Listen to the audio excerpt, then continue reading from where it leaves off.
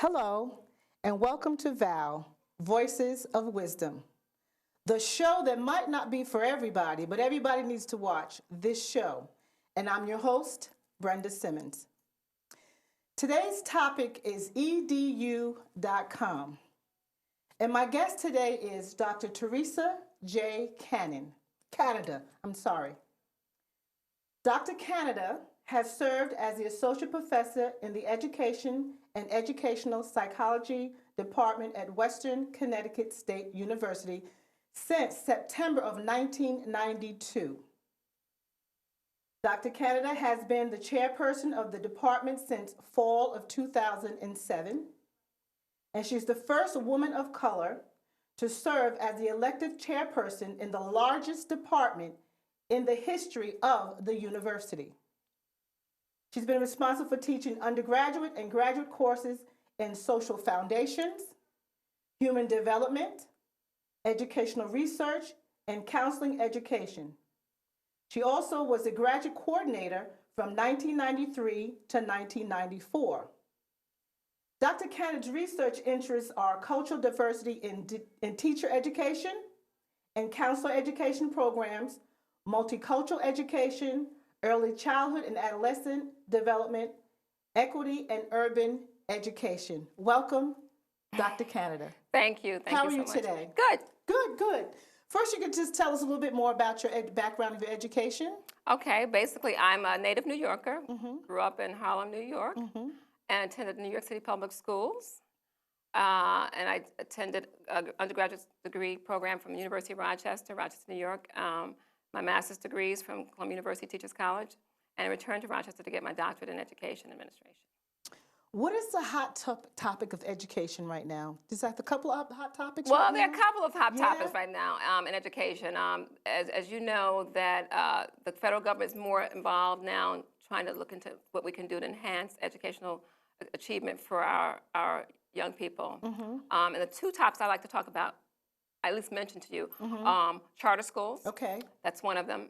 And the second one is STEM and STEM type of majors. And what is STEM?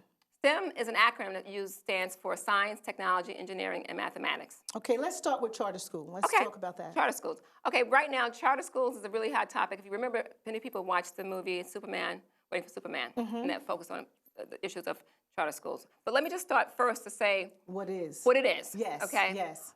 Charter school is one of the types of ways that you can look at school choice. Okay. Now, there are really three of them, and charter school is one of them. The other two, and I'll just mention those for the audience that you understand. One is magnet schools, and the other one is voucher programs. Now, what is magnet school? Magnet school started in 1976. Okay. That was a way in which the United States looked at ways to get around the desegregation process. Okay. So magnet school is really self-explanatory. It's a magnet attracts. Well, there were special schools that were designed to attract people instead of the busing issue. Okay. They want to attract people into some areas that people didn't necessarily want to come to. Okay. So to make sure that there'd be more equity in terms of people attending different types of school instead of just a segregated type of school system. Okay. So the magnet school was developed, for example, like specializing in sciences. And people would go to that particular school. Maybe they would be able to get there to come into the city to go to a special school in the sciences. So that was the focus of magnet schools, more the desegregation piece. Then you had the voucher programs, which would allow parents to have a certain amount of money to be used toward use of a school wherever they want to go to, like say, for example, a private school. Okay. And that voucher would be, for example, $4,000. And the tuition for the school may be $5,000. So the voucher would supplant the $4,000, and the parent would have to maybe compensate for the $1,000, and that would allow a child to go to that school. But it would give parents a choice of going to schools they want to attend. Right. So those are the two that I mentioned. And then the third one, of course, is charter schools.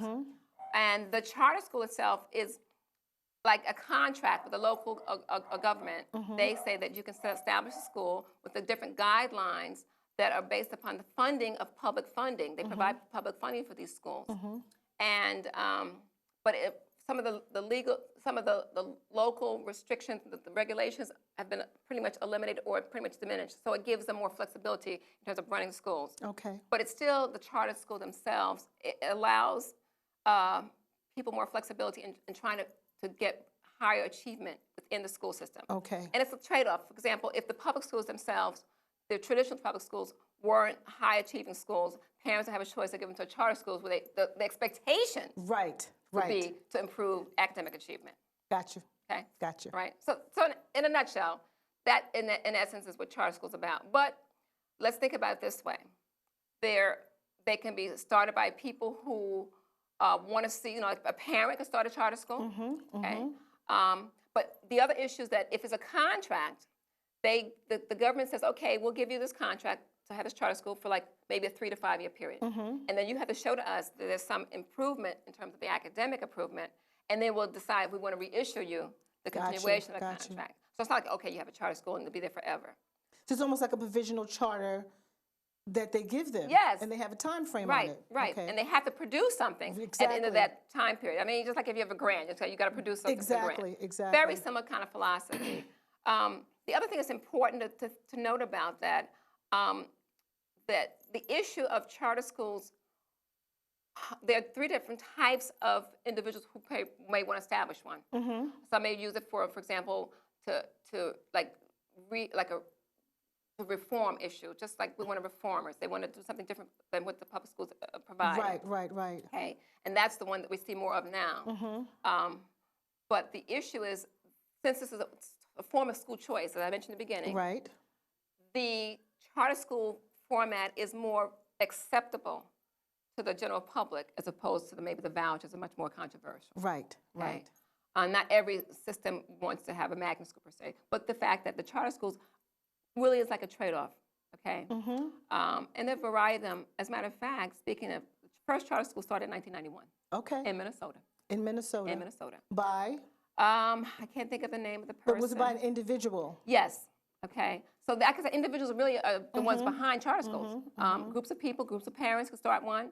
But basically, the focus is to try to improve the academic achievement. Then there's been some controversy whether or not some of them are doing that. But also, some charter schools basically can take over an existing school building, public school building. Oh, really? Or they can build their own from scratch. Oh, I see. Okay. So there are some differences in types of what kinds of charter schools and how successful they are based upon if they're able to take over a new building, they have to spend the money in building it up, or if they get funds elsewhere to enhance a brand new building. So it varies. Each school, each setting, each state has different guidelines. Now, since Katrina, let me just mention this to you. Since post-Katrina, the city of New Orleans has the largest number of charters out of any city in this country. Really? Yes. And that's because maybe the schools got destroyed? Many of them got destroyed, and the fact that maybe they wanted to try many parents got together and said, okay, we want to do something different to enhance the education. So why is it such a conflict? Now, why is it such a conflict with the public school? Because I remember at one point there was because we have a charter school out here in Riverhead, and I was kind of helping out with the people that started, and it was such a turmoil. Well, part of it is that they feel that many people may think that the charter schools are taking funds from the traditional public schools. Clarify that, please.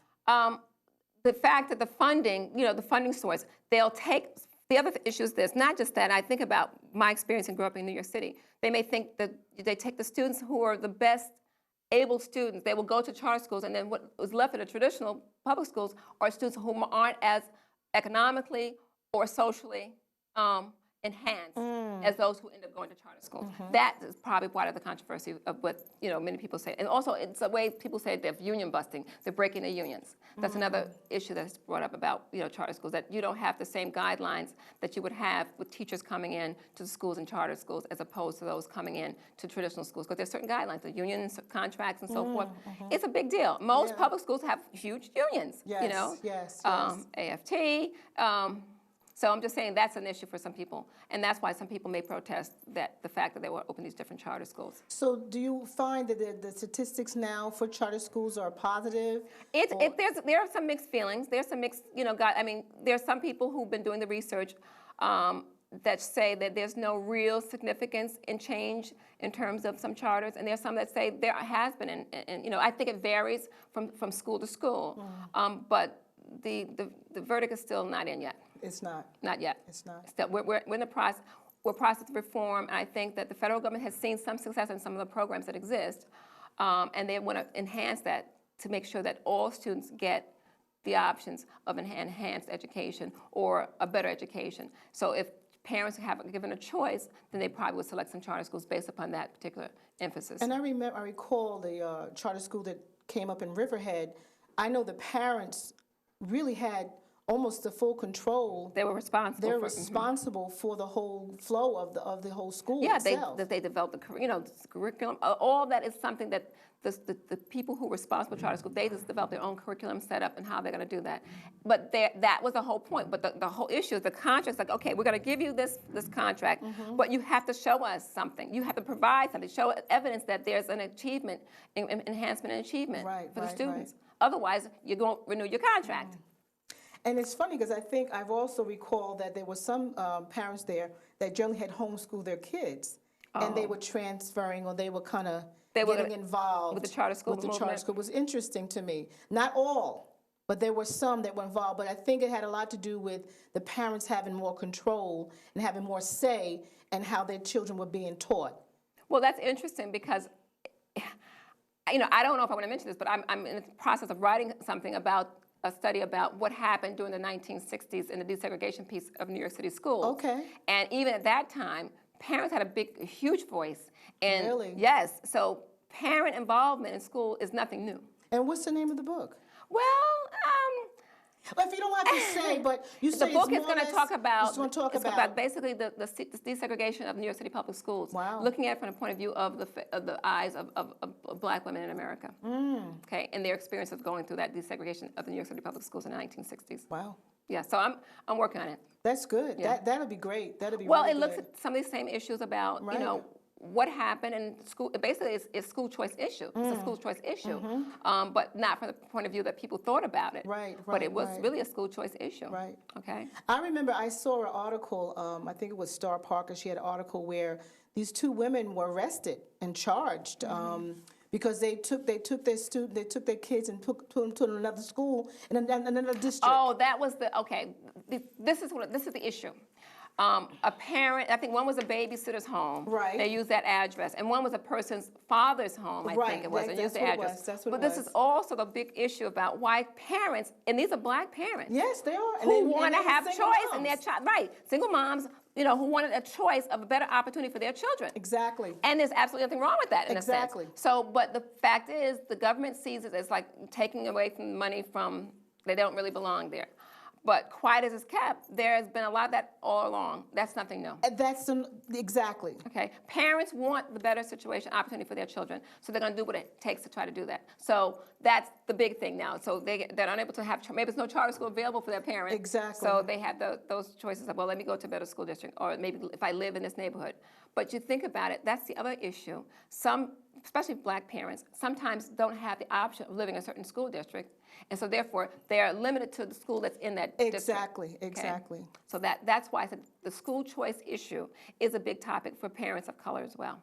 I'm going to just touch on this, and you don't have to respond if you don't want to, but what I'm thinking of, it has been known or has been recorded that a lot of the schools in those areas are not serviced well. I mean, just an example, I just know recently my boss, I'm not going to say who that is, my boss recently visited a school in Nassau County, near Nassau County, and he went in the library, and the library had no books. And he came in my office. He was just devastated. He said, "Brenda, we have to do something about this. We have to do something about it." And I'm in the process now of trying to make sure that there are books put in this library. Let's go back. Basics. Let's look at the history. If you go back to the history before the Brown versus Board of Education movement, and this is something I talk about in my book, there was inequities that existed, and that's why Dr. Clark and his wife came up with this, that helped with the Brown versus Board of Education decision. And that what they're saying basically is that there was inequity in terms of the kinds of opportunities for supplies, equipment, everything, for children in black children in their schools, okay? But at the time, separate but equal was the law. Right. Okay? Right. And they found that the Brown versus Board of Education decision said separate, unequal was unconstitutional. Okay. So what was taking place in the 1950s and 60s is what you're sharing with me now is taking place now. Absolutely. Okay. That's the point. What I see in this country now, you find, especially in urban areas, not necessarily in all urban areas, but you find pockets of the same type of segregation that existed, except for you have all of the Black, all the Latino children in one school district or one school, and that's it. And the funding for those different school districts are based upon, I guess, tax revenues and so forth. So therefore, if you have higher tax base and you have a lot of funds within your school district, then therefore you're going to have the top-notch. I mean, you're going to have the smart board, you're going to have the computers, you're going to have all the latest technology available for those children to excel. Okay, so then you do have that discrepancy that exists, and I think that's why I guess the school choice options for charter schools have come about to kind of look and say, hey, here's an option for you, okay, and we're going to provide this option for you, and that may be something that parents, especially those who are from different socioeconomic groups, have options for when they may not have had it previously. I want to go deep with that, but I'm not. Because it will get a little political. Yes. And I'll just touch on it. Sometimes I look back on, you know, through my experience and what I've observed is that sometimes, you know, people are put in certain areas because they have to, they couldn't afford the area or whatever. And then all of a sudden they're in this, you know, group is in this area, and then their schools don't have the supplies. And on that note, we're going to move on to our next topic. Well, before we finish that, let's go back to the history again. And like I said, I touched upon this too on my book. Okay. My book, the fact that the de facto and de jure segregation. Okay, those are some of the things that impact why things the way they were. Okay, and it seems like we're going to some of that seems to be coming back around. Yes. Okay. What is our next subject is STEM. Right, STEM. STEM, as I mentioned before, STEM is an acronym, and that's another big thing, and that's why I'll tell you why the importance of that is. STEM is the acronym for Science, Technology, Engineering, and Mathematics. And many of some of my colleagues are doing research, specifically on women in STEM research. And the fact that we need to have more U.S. citizens who study and provide knowledge base in areas such as biology, engineering, and that goes from mechanical engineering, chemical engineering, civil engineering, aeronautics, chemistry, computer science. These are all STEM related. Even psychology can be STEM related kinds of areas. And why is this important? Okay. First of all, if you go to many college campuses, you'll find there are probably more women students than you have male students. Yes. That's number one. Yes. Okay. And if you look at it from the global perspective, you find if you don't educate these women, what's going to happen? Okay. Okay. That's the other thing. That's my perspective. Then at the same time, you look at students of color, specifically Black and Latino students. If they don't provide the knowledge base, then you know what? The long-term effect, a couple of things. They won't be able to work. The workforce will be limited in terms of what's available. They won't be able to provide the kinds of things they need to do to provide their lifestyles. Right. Okay, because as we move in more to technologically oriented society, then more people need to have understanding of the science, math, and engineering perspectives. Right. Okay, so this country needs people who know how to build bridges. Okay, look what's happening with the tornadoes. Yes. We need people who have the science and technology, or also the areas that focus on how do we prevent this, or how can we build things that's going to sustain some of this. Right, right. These are all the kinds of areas that we need to move forward with in this society that we're not doing. And unless we do this, our whole society is going to suffer. We need people who have that technology. I mean, even within, for example, the studios, people need to know about computer technology. That's right. I mean, we call nanotechnology is a new science that's out there where if you have a cell phone, if you have an iPad, those kinds of, someone has to make those. That's right. Somebody has to develop those. So if you don't have someone with those ideas and who are learning those, the math, the science, the technology, the engineering perspectives, what's going to happen? Even the robots. For example, physicians now can have robots actually performing surgical procedures. Right, right, right. But someone's designing those robots. Someone's, connecting them. Well, how do you get them to do that? Someone has the skill to do that. So basically, if you don't have students and individuals who have that, it's going to impact on the whole large United States of America. Absolutely. Absolutely. Okay, so that's why it's important, I think, especially I think for the populations of color, because in this country now there's a larger number of people of color who live in this country, and I think if we don't acknowledge that and be able to provide the citizenry with that kind of opportunity to develop the science, technology, engineering, math skills, we're all going to suffer. Okay. Well, you know, I also look at it as being something missing out of the science field and the engineering field, because, you know, there's a different perspective that I think women of color or people of color can bring that's not there. Right. So what is your take on that? Well, of course, I mean, our life experiences may be such that we can provide. I mean, if you think back, if you know the history again, who made the lights in Washington, D.C.? A black man. Yes. Okay? Who assisted the person who went to the North Pole? A black man. You know, Henson. So I'm just saying, there has to be ability to provide more people the opportunity to develop those skills. But if we don't have good schools, and we don't have good role models or mentors, it's going to also be a disadvantage. I mean, if young people, if all they see are people who are hanging on the corner or just, you know, just not doing anything, then what do they have to look forward to? You know, who's giving them the impetus to keep moving, to get your education, or to give them exposure? Right. Okay. Right. I mean, when I think about mentors, I mean, when I grew up, there was a physician who lived in our community who was like, "Come by, I'll show you certain things."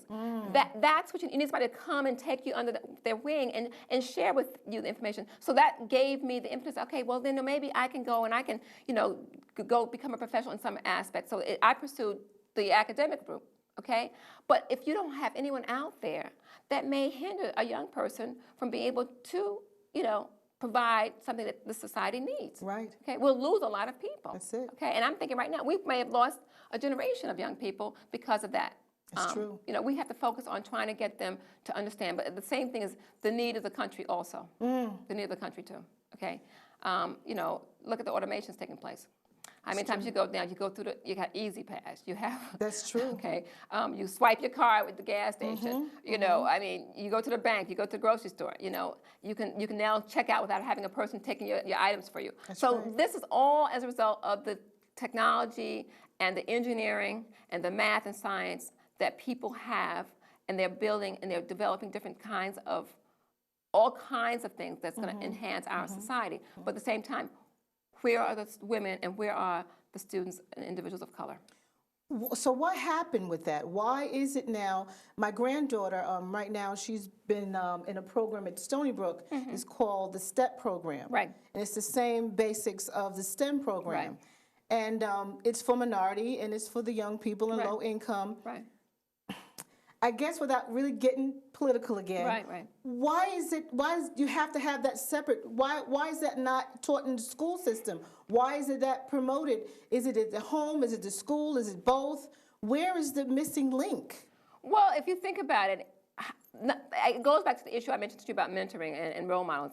If there's not anyone within your own family, okay, or relative, who is not involved in that type of occupation that involves that, where are you going to get that access? Unless there's a school system that provides the opportunity from the early age to be able to mentor you and say, okay, we're going to lead you into this. I mean, I know that, for example, I learned a language in 4th grade, okay? And that was back then. So I'm thinking, well, just like, you know, for example, the issue now they're saying is that back in the 60s, it was, you know, race was a big divider.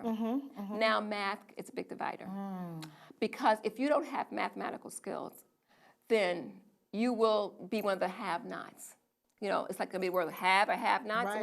Right. You know, the dividing line right now is mathematics. Right. If you don't have mathematical aptitude and be able to use that, your ability to take care of yourself, take care of your family, is going to be limited. If not almost obsolete. It's going to be very difficult for you to continue in the society without having basic mathematical skills. And I think that's something that has to be taught to parents, taught to adults, as you know, we're living longer. Yes. And so basically, you know, the area where you have a career and you retire, well, you know what, we're living longer. So therefore, we're going to be able to have several careers through our lifespan and different kinds of things. But if we don't have the ability to process, think critically, using mathematical skills, we're going to be limited in terms. I mean, how many people, you know, doesn't have a cell phone? Okay, you have to be able to know how to use that cell phone, Right. even if you know, somebody may give it to you as a gift. If you're, you know, one of our older Americans, you know, I mean, I'm getting closer there myself, but the point is, if you don't have that ability to be able to process that, Right. it's going to be difficult, okay, very difficult. Right. You know, there was a time when people could come out with a high school diploma and get a fantastic job, become a middle class and do that. I mean, you see what happened to the auto industry. Right. Okay, and I'm just saying, for example, moving forward, it's going to be much more difficult. So you need to have young people starting from an early age developing the understanding of the science, technology, engineering, mathematical skills, and especially women and people of color, Black and Latinos. You have to do that. Otherwise, we're going to be really lost. I think we'll be lost. Okay? Yeah. And that's, you know, that's been such a concern of mine, to be honest, in my own community. Right. Is that I feel that the parents, like you said, you know, it's in the home, it's being taught, it's being encouraged. You know, it's almost understood in some other people's communities that you're going to college. Right. It's understood, it's not even a question. That's right. But sometimes that's not always presented in all families. No. And then, like you said, the role model part of it is so key. If you're seeing what you see in your community, you're not open to even think that you could even be anything else. I mean, Exactly. there's always exceptions to the rules, Right, but right. at the same time, what you see in front of you, what kids see in front of them, you know, that whole saying, do as I say and not as I do, that's, you know. We have to get beyond that. I mean, I think that you're an excellent role model for the people in the community, and I think that, you know, what you're doing with the show and other things that you're doing in your own professional life, I think that it's an honor to be on your show and to see what, you grew up in this area and you know what it was like, and I'm just saying, if young people still look and say, okay, if I can take a piece of that she does, that's a piece. You don't do it exactly, but just take a piece of that. What can I take out of that and use? And I think we have to do a better job with exposing our young people to some of the other things that exist outside of our own realm. Right. So they can see that there's a larger world out there. And when you do that, then it helps them to go to the next step. This has been Val, Voices of Wisdom. The show is about real relationships that are informative, controversial, but also educational. Thank you, and thank you, Dr. Canada, for being on my show today. Thank you. And you got to come back and talk about your book. Let me know. All right? Okay. Bye-bye. Bye now. Bye-bye.